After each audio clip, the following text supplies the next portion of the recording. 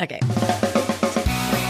Welcome to Broadcast to Badass by Best Life Ever with your host, Kimi and Pua. If you're ready to stop struggling, stop hustling, and start living your best life ever, you are in the right place.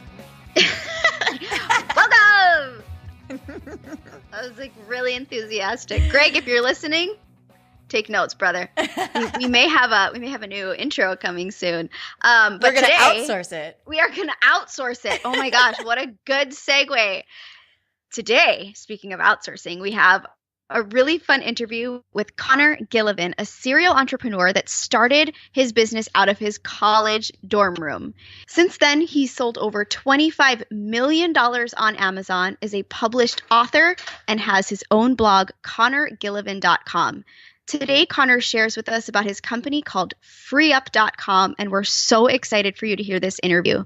Without further ado, here's Connor Gillivan. So yeah, let's just jump in and keep telling us. We'll just start from here. Keep telling us about the Philippines and the work that you do with freelancers over there.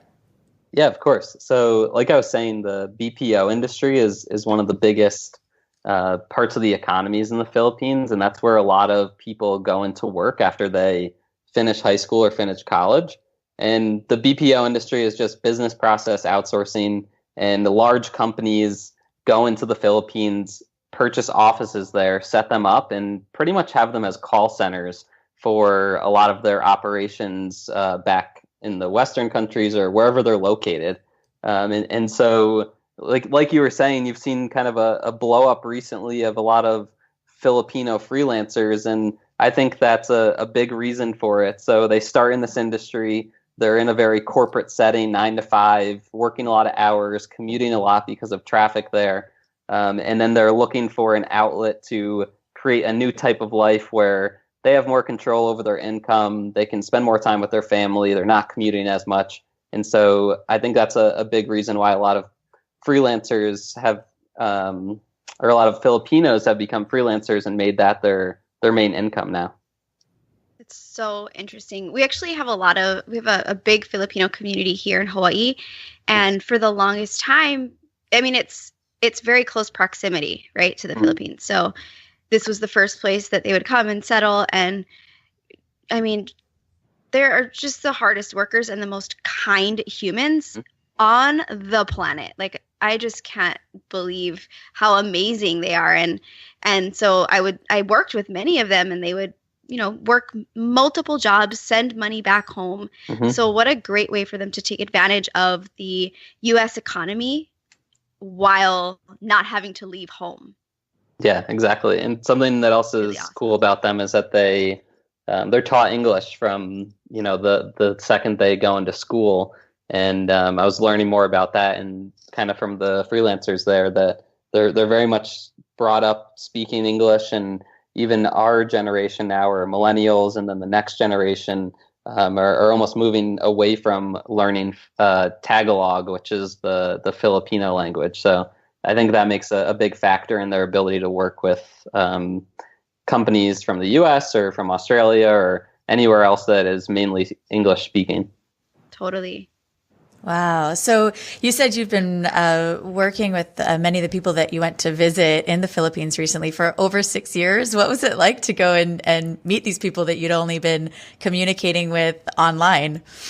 Yeah, it was absolutely amazing. Definitely something I'll never forget. There's one freelancer, her name is Chiki, and we worked with her on our first business. She's working with us on the second business, Free Up, and she's really been a huge part of us being able to grow both businesses. So it was amazing to meet her. We met some other people that we had been working with for around 6 years, and then we met a lot of freelancers that are working with us today, and then also just using us to find new clients for their freelancing business. So awesome to put an actual name to the face. And I mean, you understand someone's personality a lot better once you meet them in person too. So just a lot of new learnings after working with them for so long.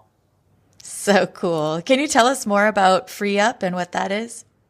Yeah, of course. So I'll kind of give you a background story into how I got into it. So around 2009, my business partner and I met. We were still in college. We were going to a small private school in Connecticut in the United States.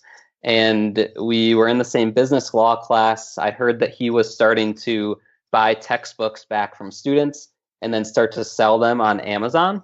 And I was always interested in entrepreneurship. My first job was working for a cousin who had started his own business. So I was always looking for new opportunities to dive into it. And from a young age, I was always looking to stay away from the typical 9 to 5. So I met this guy, his name is Nathan, and we started working together. And for about 4 years, we built up a business selling a large variety of products on the Amazon marketplace. Like I said, we started with textbooks, but then as Amazon started to sell a lot more to moms and dads around the United States, we started to sell a lot of baby products, a lot of toys, a lot of home goods, and a lot of decor to accompany that target market. And in that process, we needed to hire people to help us handle all of these operations. We were mainly drop shipping, so we were managing a lot of digital inventory. We were fulfilling a lot of orders. We had a lot of customers that were asking questions, and we had to respond to them through email and phone. So if you're familiar with an e-commerce business at all, there's just a lot of operations that you actually have to manage on a day-to-day basis. And we were introduced to the idea of outsourcing by another entrepreneur, and we started using what used to be odesk.com. It's since merged into upwork.com, which is one of the largest platforms. And we were using that for a couple of years, and we just found ourselves very frustrated. We were posting jobs for different assistants to join our team. We were going through the interview process, and we were trying to choose the best person. But what we found was that we just kept running into issues, whether it be with communication or their actual skill set or their schedule. We just kept running into problems, and we had a lot of turnover. And so that's about the time that we decided we wanted to create a better solution. And so that's what brings us to today. That's what FreeUp is all about. FreeUp has been around for about 3 years. And the main thing that makes us different is that we actually have a team internally that recruits, interviews, and vets all freelancers that want to join our marketplace. And then we only allow the top 1% in. And then from there, it's a very similar experience. You can hire someone, you can track all of their hours, we handle billing for you, and then we're protection against turnover on the back end. So that's kind of the full story into how I got into this whole world of outsourcing and working with people all around the world.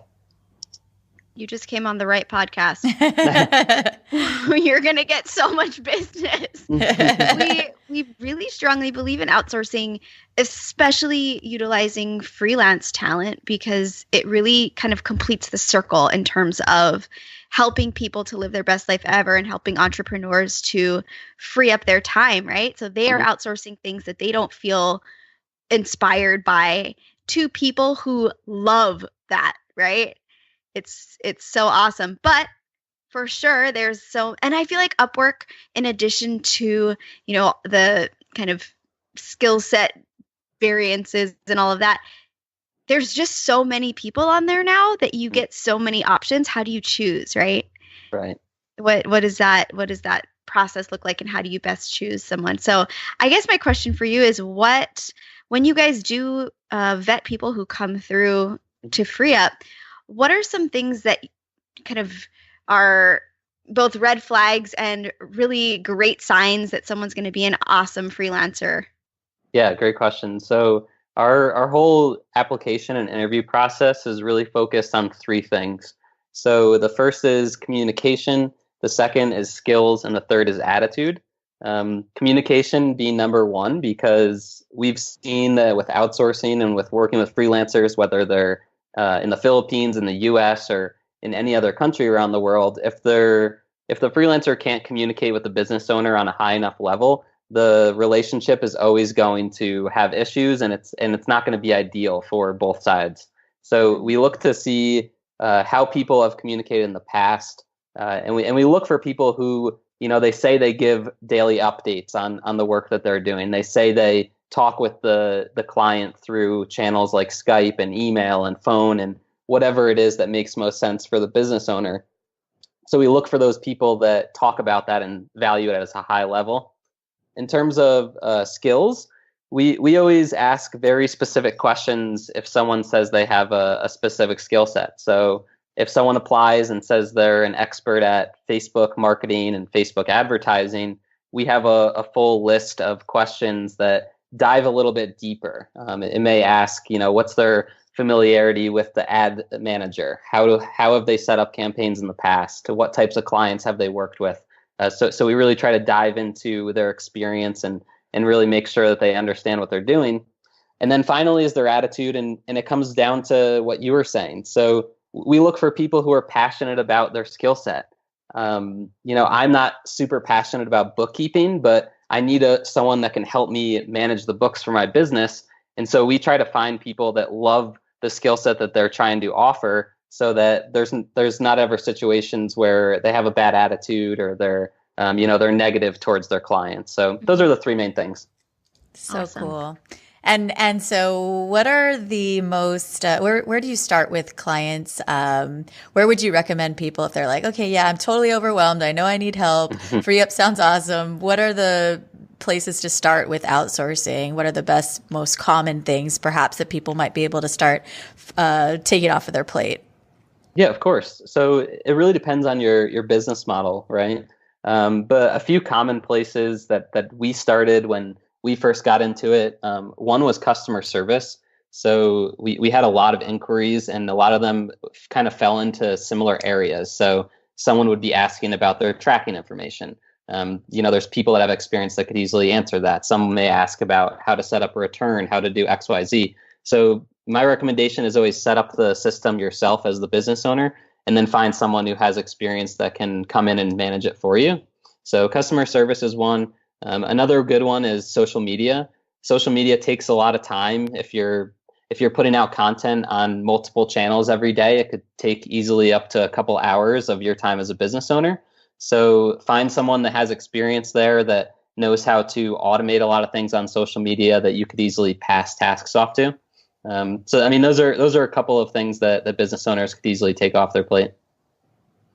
Smart. Awesome. That first one, customer service. I feel like that's something that business owners feel like they can't outsource because it's their business, right? Do you run up against any kind of mindset blocks from entrepreneurs when you're teaching them about this, on kind of that control, right? Like, I can't outsource this because I do it better than anybody else. Yeah, that happens all the time. And I myself and my business owner went through it when we first got into this whole world of hiring as well. I think as entrepreneurs, we see ourselves doing a certain task and we think that we can do it the best. And it's hard for us to remove ourselves from that and give trust to someone else. But my process to really believe in others has come down to doing it myself first and really perfecting it and understanding what it takes to be successful within that role or that task that's being completed. And then I actually create documents that kind of outline that whole role, that whole task. So when I hire someone, I can bring them into the company culture. I can teach them about how we talk to people, how we handle different situations. And sometimes I even give them canned email templates or message templates that they can use when they're responding to people. So it's really all about your preparation. I would say that a lot of people may have a bad experience if they just out of nowhere hire a customer service person and tell them to take over all of their inquiries, but don't really give them any guidance. So there is preparation that you have to do to make sure that it's successful. Totally. Can you talk a little bit more about how you communicate company culture to a VA or a freelance employee? Because that is, I think, something really huge where you hire someone, you've never met them before, maybe you've talked on Skype, and yet they have to embody your business and your voice and your company culture. What are some tips you have for sharing that? Yeah, of course. It all comes down to, or it all comes back to really your, and just for, a lack of better terms or however you want to put it, your mission, your vision, and your values. So, why, first your mission, why does your company exist? What is it trying to do? And how is it uniquely adding value to your customers? You want to make sure that anyone you hire understands that at a high level so that they're always working towards that. Your vision kind of paints the future for where that freelancer is going with the business and how they could see themselves growing. And that gives them more motivation around what you're doing and what updates you're giving them on the company. And then finally, your values. So for us, a big value of ours has always been putting customer service first. So we're very customer oriented. If there's an issue, we always find a way to resolve it. And that's something that we teach to people who come and work for us so that they can have that attitude as well. But maybe that's not necessarily your value, and you have something else in a different way that you like to approach customers. So you want to really give them all the details as much as you can on your business philosophies and how you run the company so that they can try to make decisions in align with what you're doing as well. So in the 3 years that you've had FreeUp going, what are some of the most creative ways that you've seen people use VA services, or maybe the weirdest, either one, most creative or most bizarre? Yeah, good question. A couple pop into mind. We had one client who was hiring freelancers to run his business, but then also came up with the idea that he wanted to outsource his life. And so he hired someone from us for a football season to run his fantasy football. So that was pretty funny because he I don't know if he wanted them to do research or what it was, but he wanted to get that off his plate. And then we actually had a student who tried to ask us for someone to write a paper for him.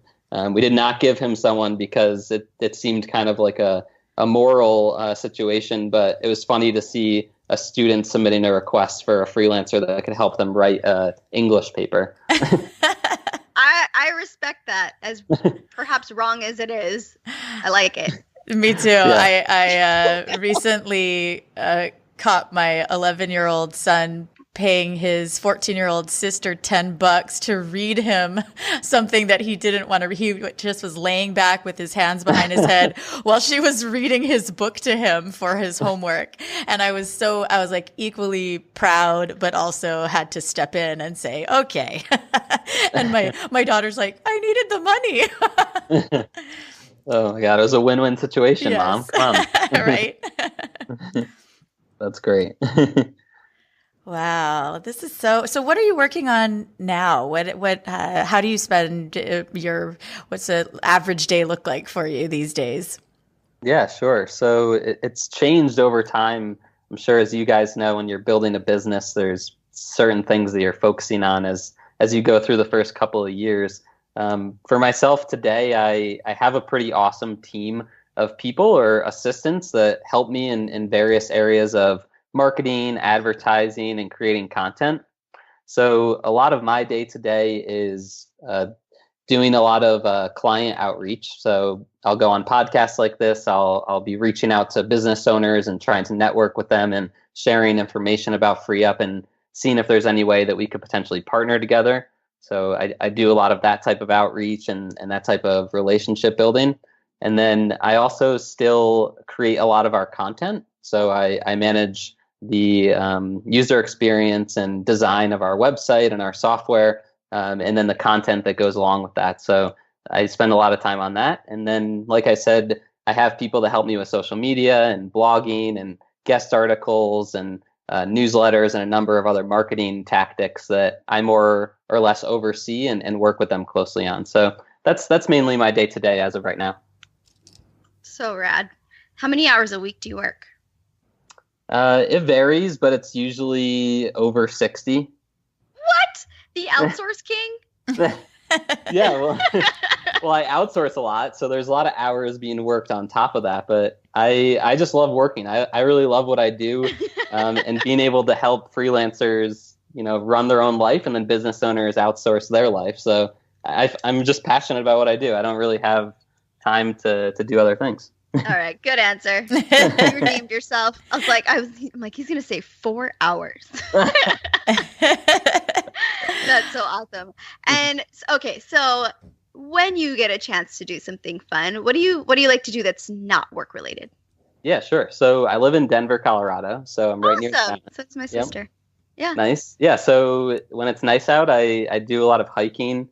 I'm a big runner. That's the way that I like to decompress the workday. So I run pretty often, and then when it's snowing, I'll go out and do cross country skiing when we go to the mountains. So I like to be active. I like to be outdoors and really enjoy the nature. Awesome. Cool. How about you guys? Uh, well, we're like you too. So, we love our work. And I think that, that's the beautiful thing about creating a business and a life that you love is that, yeah, you end up a lot of times filling it with work and, because by choice though, right? Because you want to, because you love what you do. And so, we spend a lot of time on our business. We also do jujitsu for fun. Pua dances hula and spend time with family, get outdoors. I mean, we live in Hawaii, so we have a lot of nature that we get to enjoy. Have you been here before? I have not, but it's on my list. I would love Right. to visit there. Yeah. Are you guys from there? Yes. Okay. Awesome. Yeah. Well, we just did a podcast episode on morning routines. We've been thinking about morning routines a lot. And would you mind sharing? Do you have a morning routine? We'd love to hear. Yeah, of course. So sometimes it spills over from the previous night. But like I said, I'm a big writer, and I have a notebook that I use to pretty much organize my life. I like to do it on paper rather than on the computer. And so either every night prior or every morning that I wake up, I get up around 5 or 5:30. I create a list out of everything that I need to get done that day, and I really break it down by the hour and half hour. Scheduling in meetings. Like today, I obviously have you guys in here for our podcast, so I have time to make sure that I'm doing that. And then I also schedule out things to do after I'm finished working as well. And my day always starts with a coffee. So that's pretty much how I start my day. Make a coffee, sometimes take a shower, and then get ready for the workday and get started. You're our kind of people. Yep. Coffee and waking up early. That's so awesome. Well, if there is anything else that you want to share with our listeners, or anything that's coming up for you that you want to let us know about, definitely feel free. And any other closing thoughts that you have for us would be awesome. Yeah, of course. Just some closing thoughts, a little bit more of tips for people who may be thinking about trying to optimize their time and potentially looking into outsourcing is that you can really start slow. So I think a misconception that I had when I was younger and running a business was that once you get to a certain point, you have to hire people full time. You have to bring on someone that is set up as an employee that's going to be working with you, next to you, and helping you on different aspects of the business. And I think that's a pretty big misconception that a lot of people fall into. What I like to encourage people to do is find specific tasks that take a couple of hours each day or each week and hire people just for those specific tasks, making sure to find someone that really enjoys doing that has experience with it, and that you're going to be able to work really well with. So, if you're looking to start to do this, start slow and build out a team of very skilled people that are working on a part-time basis for you. And then if you see what they're doing is really helping your business grow, increase their hours, give them more work, and see if there's other ways that they can help you. But don't feel pressured to hire someone and spend a lot of money as you're getting started. Brilliant. I actually came up with like a whole long list of questions as you were talking. Yeah, let's go. But okay, let's go. Let's do it. I am wondering if you what do you tell someone who is saying, okay, I get it. I want to start slow. I've outsourced these tasks to freelancers, and I still want to hire a full, okay, say they have a strictly online business where it would make total sense to go forever just using freelancers. Right. Is there kind of a tipping point that you've seen since you've been doing this where it would make more sense for someone to start hiring full-time employees? Great question. So this is just me, but personally, no. Unless you start doing, let's say, over $15 million in yearly revenue, I think you can absolutely run a business 100% remotely and get as much value out of people as you would a full-time employee. The way that you have to start to change your hiring strategy as your business grows and you need more talented people is to up your budget for what you're paying for those people and up your expectations for who you're looking to bring into your business. So when you're starting, it may make sense and it may be okay to hire someone for, $10 to $30 an hour that doesn't have a high level of expertise within a certain skill set, but they have experience, they know what they're doing, they can really help operate and grow your business. But once you get to a certain level and you feel like you're hitting that tipping point, you need to up your budget and have a realistic expectation that if you want to bring in top talent, you need to increase your budget and also look for that type of person. So that's kind of my answer to that. I mean, we run FreeUp 100% remotely.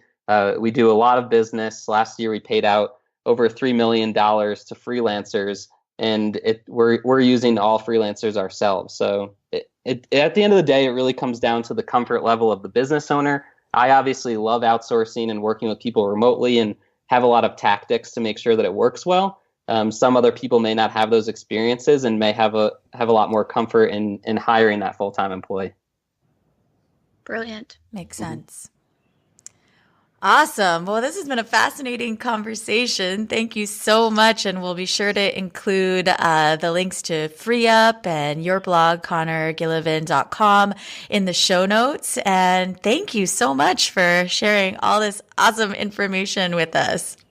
Yeah, of course. Thank you guys for having me on the show. And I'll also give you a link to my calendar. If anyone that's listening to this ever wants to speak with me personally about their business or about strategies to potentially start hiring people, I'm happy to set up a call with them. So I'll send that over to you as well. Sounds great. Awesome. Thanks, Connor.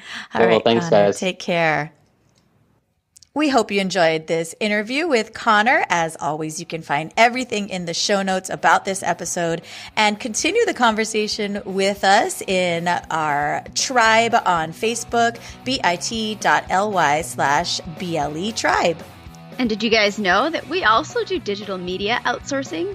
So if you guys have any website, any online course or membership, or any kind of graphic design needs, reach out to us. Head over to bledigital.com. We'd love to chat.